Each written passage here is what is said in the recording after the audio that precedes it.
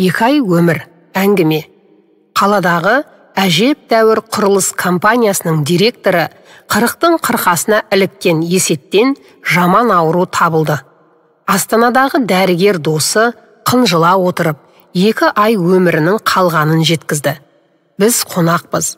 2 айдың ішінде қанша адамның жол апатынан, өзге де пәле пәтерден о дүниелік болып жататыны бір Аллаға мәлім. Ешкім қашан кететінін білмейді. Сен білесің, деді. Есет досының бұл сөзді жылату үшін, әлде жұбату үшін айтқанын түсінбеді. Қаралы хабарды сабырмен тыңдаған ол, аэропортта досының қолын қысып тұрып, бұл хабардың құпия қалуын өтінді. Ұшақтан түскен бойдан күтіп алған шофырымен құмырсқаның илеуіндей қыз-қыз қайнап жатқан кеңсесіне емес, әке-шешесінің басына барып қайтты. Мазалай берген соң ұялы телефонын өшіріп тастады. Өзіне сұраулы көзбен қараған шофырға ағасының адресін айтты. Шешесі марқұм ағасы екеуін құшағына қысып отырып, анасының қос қанаты ғой деп кезек-кезек бастарынан иіскейтін.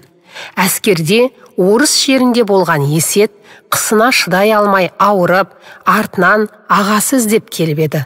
Қожанасыр ағасы мұны оңаша шақырып алып, ауылдағы тайыншаны сатып, ақшасын командиріңе беріп, сенің орныңа әскерде мен қалсам қайтеді, деп еді-ау. Сөйткен ағасының жол апатынан, аяғынан айырылып жатқан баласына көмек сұрап хабарласқанына да біраз уақыт өтіп кетті.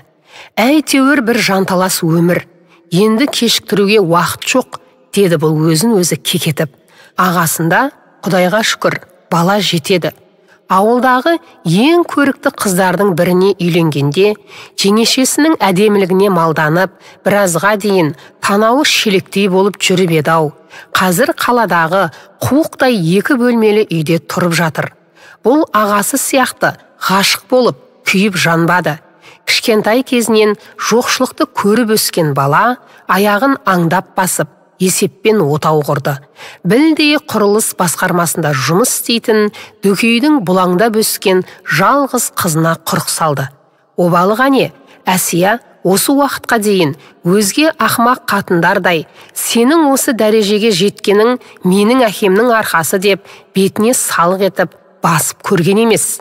Бойын күтіп, сыланып қалған келіншегі Асқар мен Әминадан соң бала көтермей қойды. Осы уақытқа дейін мән бермей келген Әсет дәл бүгін балаларының аздығына өлердей өкініп келеді. Атасы жұмысқа қасын алды. Зейнеткерлікке кеткенде тәп-тәуір лауазымға тағайындап кетті. Жұмысқа деген өлермендігінің арқасында директорлыққа дейін өсіп, бүгінде жекеменшік құрылыс компаниясын басқарып отыр. Кең сарайдай үйі бар.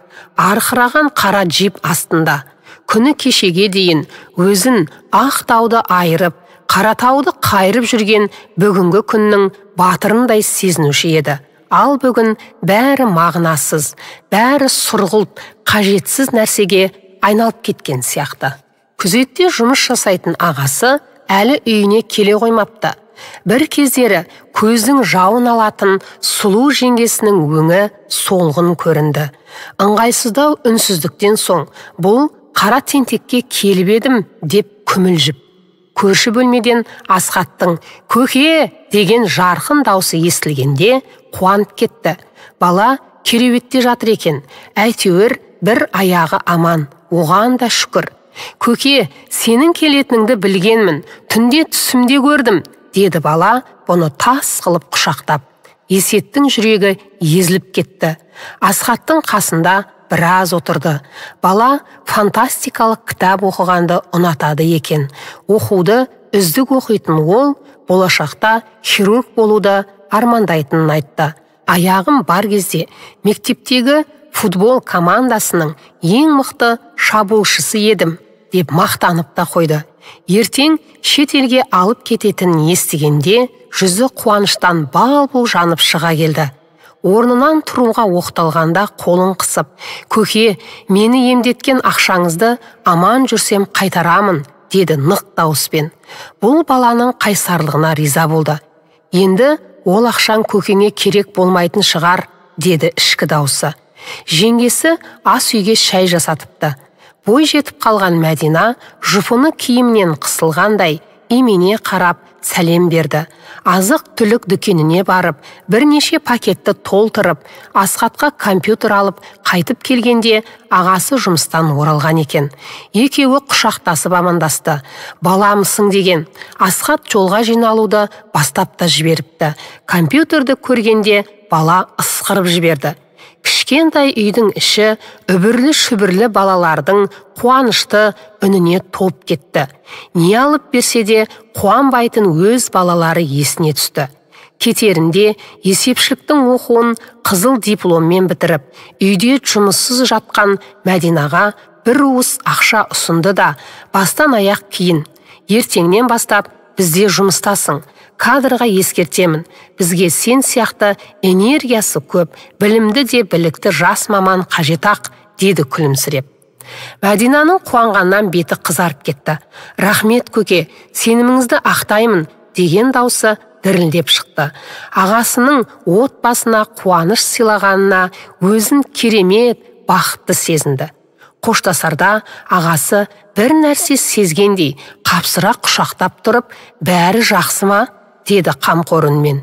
Кішкентай кезінде көшеден таяқ жеп келген өзі үшін талай төбелеске түскен ағасының осы жолы дәрменсіз екенін ойлағанда жүрегі сыздады. Жақсы, деді бұл, ағасының құшағынан босап жатып.